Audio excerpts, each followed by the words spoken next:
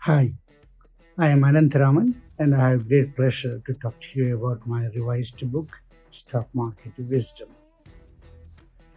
I consider myself very fortunate to have been able to work in different capacities in the stock market.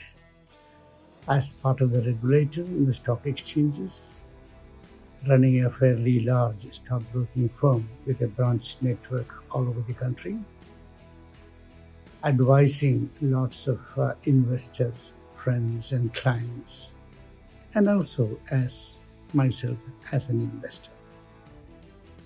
The real motivation to write this book is a question I used to hear from thousands of my clients and investor friends on, despite their best efforts, why they are not making money in the market.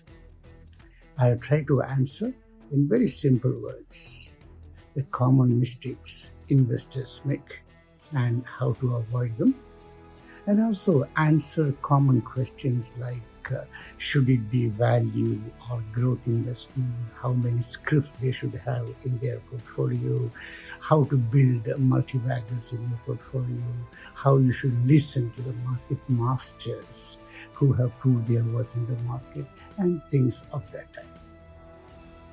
I hope you will find this book very useful in solving your practical issues and ultimately making money in the market. Thank you.